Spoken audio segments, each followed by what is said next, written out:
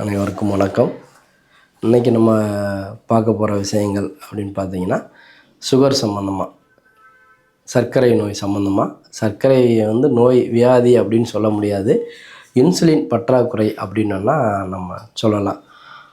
இன்றைக்கி இருக்க காலகட்டத்தில் நிறையா பேருக்கு ஒரு 10 வருஷத்துக்கு முன்னால் அப்படி நீங்கள் பார்த்தீங்கன்னா, அந்த சர்க்கரை வியாதியை ரொம்ப பணக்கார நோய் அப்படின்னு தான் சொன்னாங்க. ஆனால் இன்றைக்கி அப்படியெல்லாம் சொல்ல முடியல, எல்லாருக்குமே வருது. கொஞ்சம் வயசு பிள்ளைங்கள்லேருந்து பெரிய ஆள் வரைக்கும் வருது. அதுக்கு என்ன காரணம் அப்படின்னு நீங்கள் பார்த்தீங்கன்னா, நம்மளோட உணவு பழக்க வழக்கங்கள் தான் முக்கியமான காரணமாக இருக்குது. நிறையா இன்றைக்கி இருக்கக்கூடிய யங்ஸ்டர் இளைஞர்கள் அப்படின்னு நீங்கள் பார்த்தீங்கன்னா, ஏன் குழந்தைகளே பார்த்தீங்கன்னா ஃபாஸ்ட் ஃபுட் ஐட்டம் தான் நிறையா விரும்புகிறாங்க.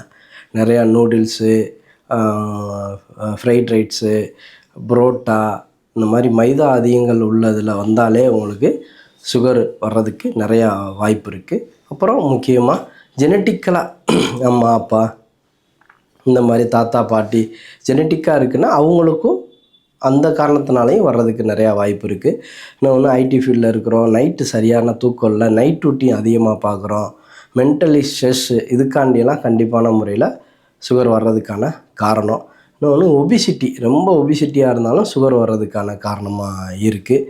இந்த விஷயத்தெல்லாம் நம்ம அவாய்ட் பண்ணணும். இல்லை சுகர் வர்றதுக்கு முன்னால் தான் இதை நம்ம தடுக்க முடியுமே ஒழிச்சு வந்ததுக்கு அப்புறம் தடுக்க முடியாது, கட்டுப்பாட்டுக்குள்ளே வச்சுக்கலாம். சுகரோட விதி நிறையா பேர் என்ன சொல்கிறாங்க, கண்டிப்பாக சரி பண்ண, அதெல்லாம் கிடையாது. சுகர் வர்றதுக்கு முன்னால் நீங்கள் இந்த உணவு பழக்க வழக்கமாக இருக்கலாம், நல்ல தூக்கமாக இருக்கலாம், மென்டல் ஸ்ட்ரெஸ்ஸாக இருக்கலாம், இந்த விஷயத்தெல்லாம் அவாய்ட் பண்ணிவிட்டு ஒபிசிட்டி இதெல்லாம் குறைச்சிட்டு நல்ல உடற்பயிற்சி, இந்த மாதிரி ஆரோக்கியமான உணவுகள் இதெல்லாம் சாப்பிட்டிங்கன்னா சுகர் வர்றதுக்கு முன்னால் நம்மளால் கண்ட்ரோல் வைக்க முடியும். சுகருக்கு நார்மல் வேல்யூ அப்படின்னு நீங்கள் பார்த்தீங்கன்னா எல்லாருக்குமே மினிமம் 80லேருந்து 160க்குள்ளே இருந்தால் நல்ல நார்மல். அதை 160க்கு கூடிருச்சு அப்படின்னா உங்களுக்கு சுகர் இருக்குதுன்னு அர்த்தம். சுகர் ஒரு சில பேர் இன்றைக்கி இருக்கிறதுல சுகர் தானே அப்படின்ற மாதிரி அசால்ட்டாக இருக்கிறாங்க. தயவுசெய்து அப்படி இருந்துட வேண்டாம்.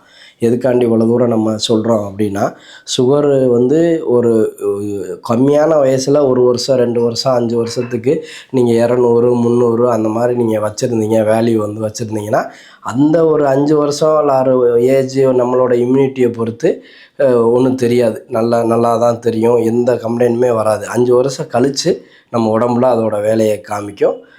டயபெட்டிக் கூட இருந்தாலே அதிகமாக உடல் மெலிவு வரும், உடம்பு ரொம்ப வெயிட் லாஸ் ஆகிடுவாங்க, கண் சம்மந்தமான ப்ராப்ளம் வரும், கை கால் சம்மந்தமான சின்ன சின்ன வலி அந்த மாதிரி வரும். தயவுசெய்து சுகரை மாத்திரை போடாமல் அன்கண்ட்ரோலாக வச்சா மட்டும்தான் சைடு எஃபெக்ட் வரும். மித்தபடி மாத்திரை போடுறதுனால எந்த இடத்துலையும் சைடு எஃபெக்ட் வராது.